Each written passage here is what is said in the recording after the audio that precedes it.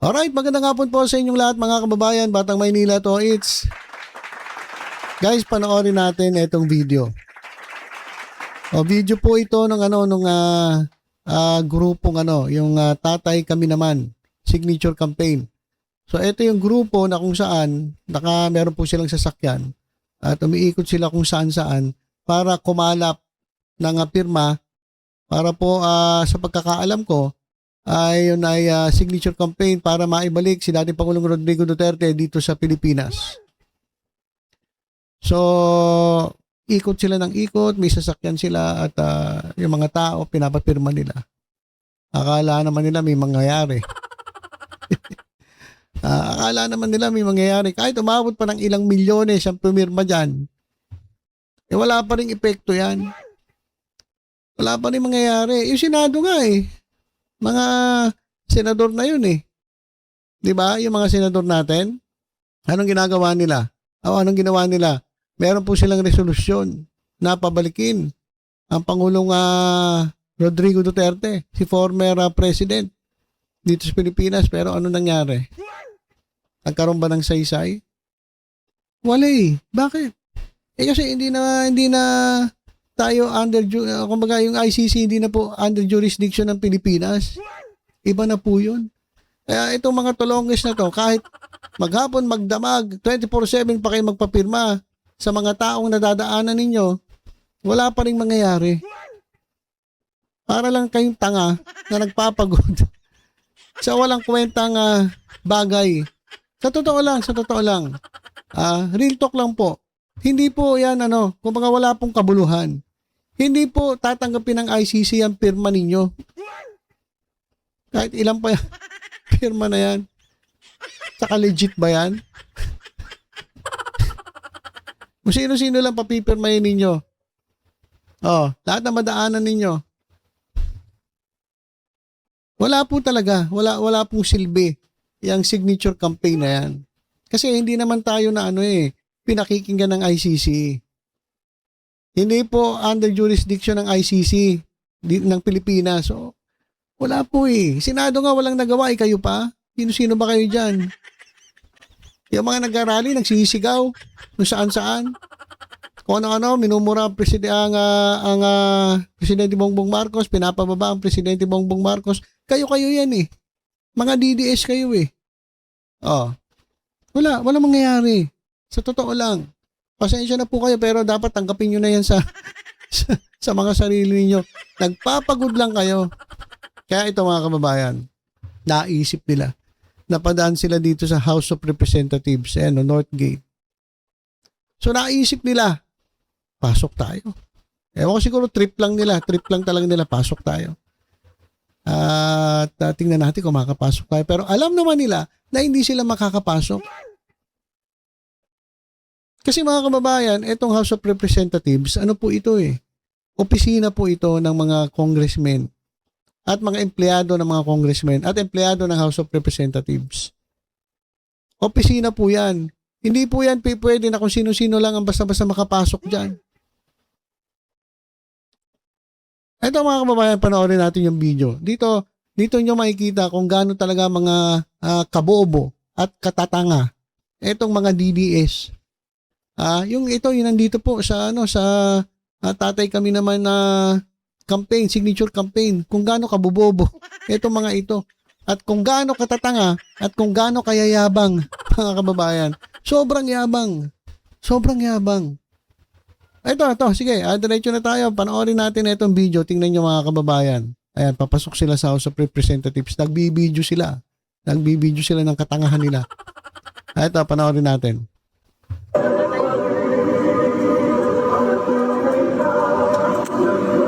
Ayan, nasa House of Representatives po tayo pasok tayo pasok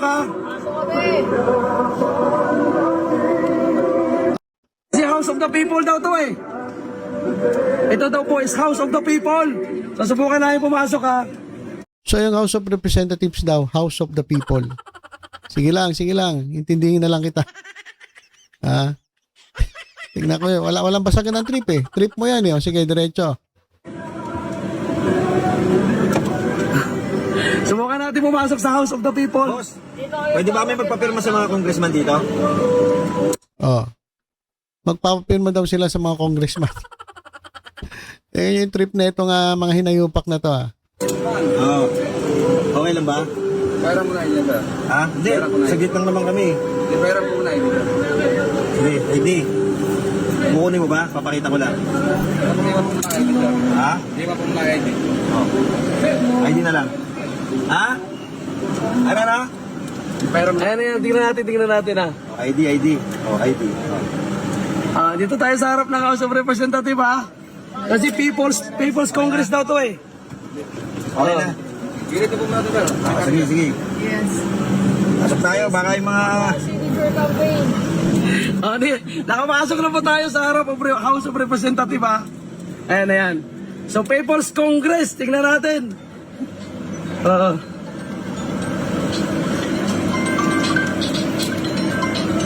Tingnan natin ha. Sige. Okay na naman, pirma kami rito, no? Sir, Oy, natin patanggal yung ano? bakit? Yung mga ano kasi pwede pumasok kami. Hindi, kahit dito lang kami. Dito tatanggal, palalabas ko yan. Hindi, bakit? Kasi politiko yan, ng partisan po kami dito. Paano non-partisan, boss? Eh, mga politiko nandyan. Kami po Oh. empleyado na ng partisan. Hindi, empleyado nga kayo, but this is the House of the People. Pero hindi po, House of Congress to, sir, eh. Oh. Guys, pansinin nyo yung pag-uugali. Yung pag-uugali na itong mga miyembro ng nagpapapirma, itong tayo kami naman signature campaign, itong grupo nila. Tingnan nyo kung gaano kayabang, kung gaano kabastos. Na makipag-usap dito sa mga security guard o dyan po sa sa House of Representatives. Tingnan nyo kung gaano kabastos. Kung gaano kawalang galang. Masasabi ko na nga mga walang hiya eh. Ito, pakinggan natin, Hello, sir. Yes, sir. Dito na tayo sa House of Representatives. Hindi, sir, may tanong lang ako, sir. Hindi, isa lang. Apo. Oo. Hindi, okay lang dito. Papirma lang ako. Ito sa loob ng House of Representatives. Hindi namin mapasok doon. Pa-share mga kababayan. House of the People to, di ba? So, sir, kasi pag tinanggal po ito, hindi malalaman ng tao na nagkakanta kami ng signature campaign. Oh. Lakas ng trip mga kababayan. Doon sa compound ng House of Representatives, magko-conduct ng signature campaign. Di ba sira ulo na? Wala na sa ayos to nababaliw na itong mga to Alam niyo kung bakit? Kasi alam naman nila sa sarili nila na yung pirmahan na yan ay walang mangyayari. Walang kabuluhan. Kaya ito, nagtitrip na lang sila, nagtitrip-trip at pumasok dito sa gate ng HOR para magpapirma. Di ba hindi sira ulo? Ganyan po katindi ang mga DDS. Ganyan po, ewan ko, dapat lahat ng mga DDS magpa-check up eh. Aba naman ang klase itong, lalong-lalo na itong grupo nila, tayo kami naman signature campaign. Alam ko kasama rito si Boy Lighter. Alam ko si Boy Lighter kasama rito eh. Si Boy Lighter, yung mura ng mura din sa Presidente Bongbong Marcos. Yung grupo nila, yung grupo nila, mga bastos eh. Hindi, kaya nga po. Pero, sir, kasi, ang purpose po namin magpapirma. Kung tatanggalin po ito, hindi naman na po politiko yan eh. Alisin nga po natin yan. Kasi ayaw natin po yan. Hindi, sir, isang tanong, isang sagot lang, sir. Bawal ba kami dito?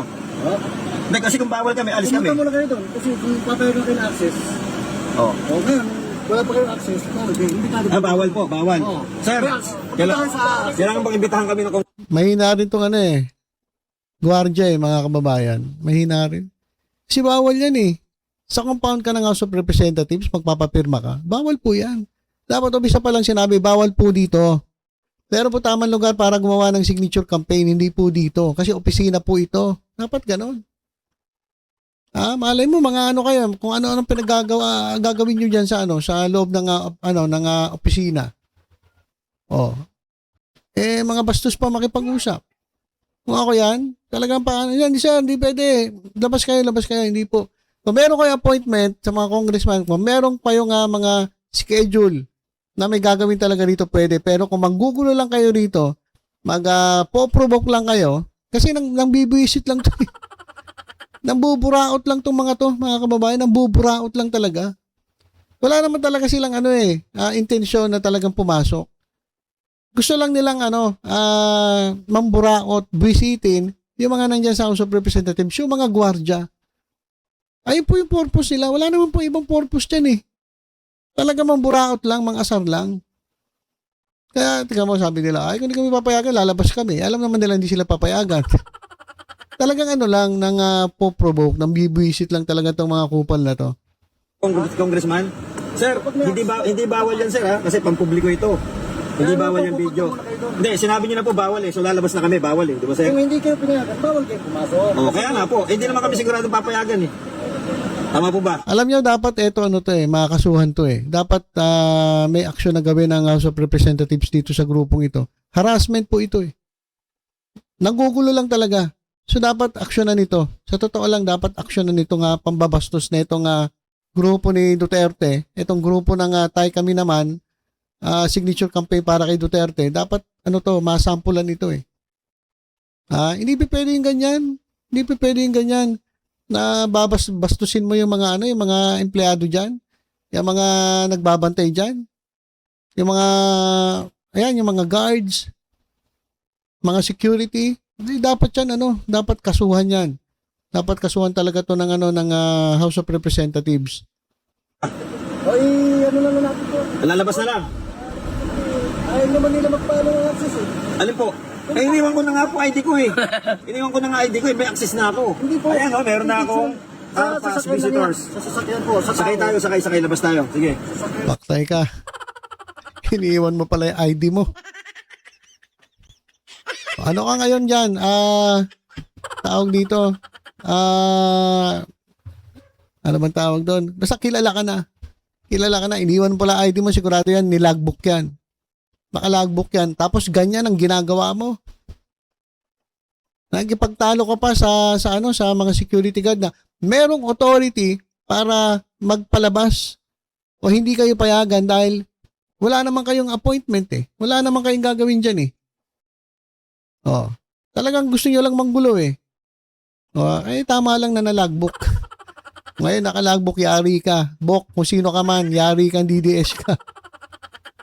Sakay, labas tayo, labas. Sir, thank you ha. Ayaw niyo po Ayaw nila magpapirma. At least, napatunayan natin na ang House of Congress hindi para sa tao. Hindi para sa tao to, para sa mga buhaya. Labas na. Tingnan nyo. Yan ang purpose sila. Ayan ang purpose sila. Mambastos. At magsalita ng kung ano-ano. Laban sa kabuuan na mismo ng House of Representatives. Dapat ito mga kababayan, dapat talaga ito masampulan eh. Sana makarating ito sa pamunuan ng House of Representatives. Labas. Okay na yan. So House of Congress, hindi pala House of Congress to. Tapos lang po yung So hindi pala to House of Congress, House of People. Ayun si nakita nyo si Boy Lighter. Ayun kanina nandun si Boy Lighter eh. Buhaya pala ito. Tara na, sakay. Tara na. Hindi pala to House of the People, akala ko pa lahat dito, welcome. Register na lang po. Hindi lahat pwede welcome. Tanga ka ba?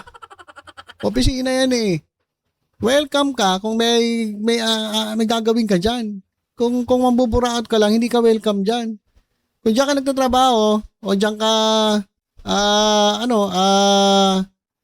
may appointment ka, may appointment ka kay congressman, may hearing ka, yan pwede. Pero kung wala lang, na-tripan mo lang, hindi ka talaga welcome dyan.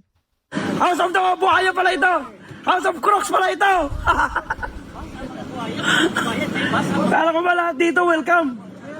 This is the House of the People. Bakit hindi tayo papasok? Ayan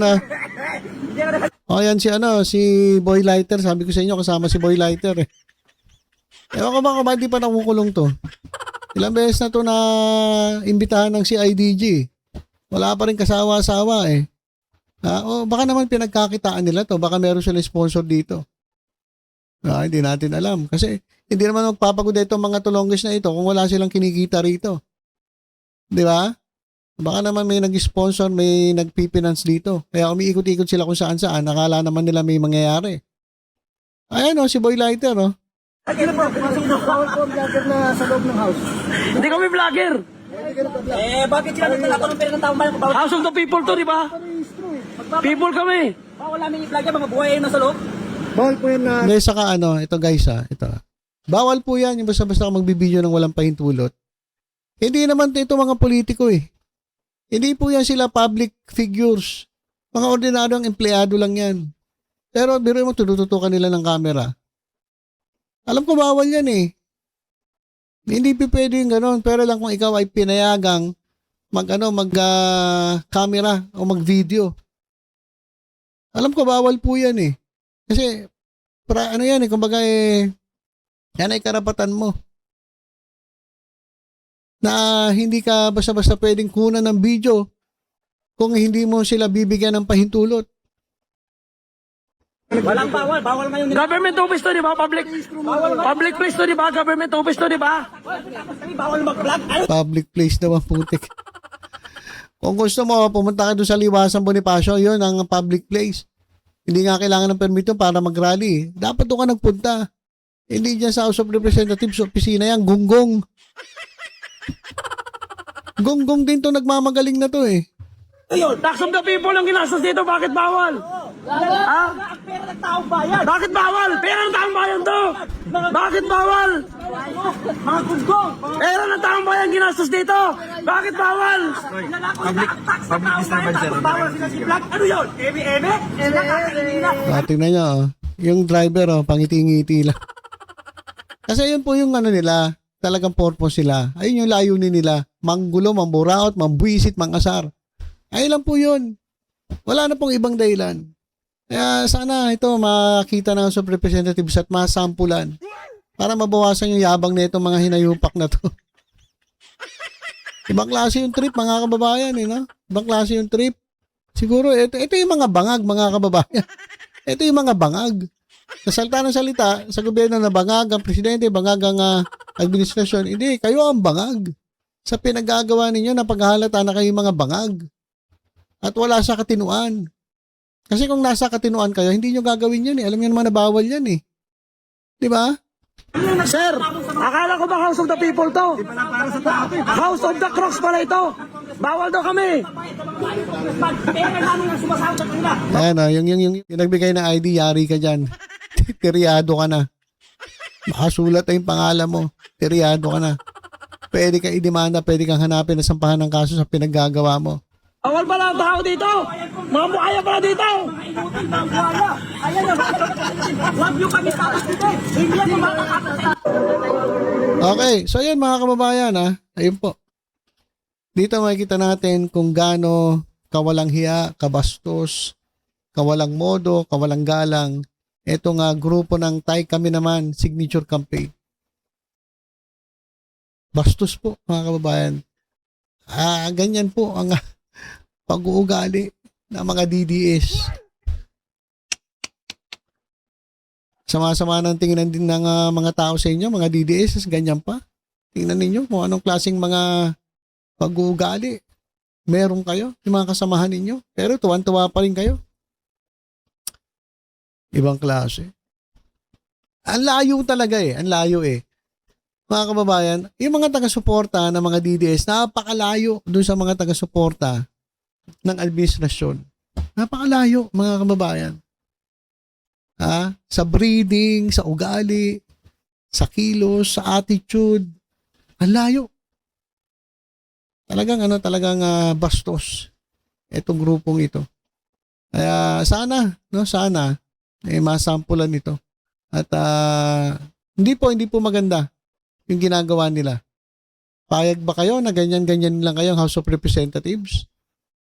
Sana itong video na to kumalat at makarating sa pamunuan ng House of Representatives dahil isa po itong hayagang pambabastos, hindi lamang po sa mga empleyado, sa mga gwardiya na nandyan po sa gate, kundi ito po ay hayagang pambabastos dyan po mismo sa House of Representatives. Grabe itong mga tulongges na mga DDS na ito. So yan po mga kababayan, pinakita ko lang sa inyo ang pag-uugali na itong nagpapapirma sa inyo. Kaya yung mga pumirma dyan, Nako, tignan ninyo, ginagamit lang kayo. Wala namang mangyayari. Kala naman nila may mangyayari.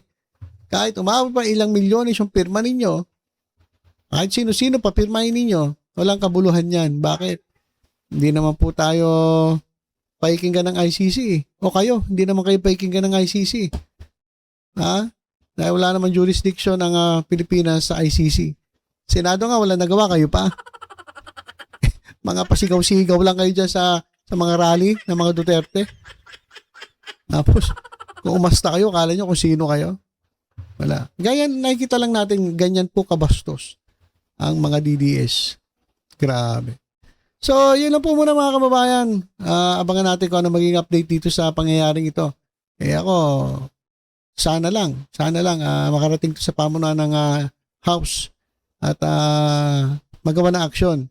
Itong ginawa ng grupo na Tayo Kami Naman Signature Campaign na nagtangkang pumasok dyan sa House of Representatives para trip lang nila at mambuburaot lang.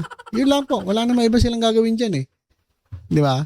Okay, so yun lang po, tutok-tutok lang po dito sa Batang Maynila to sa iba pang updates. Ingat po tayong lahat. God bless po.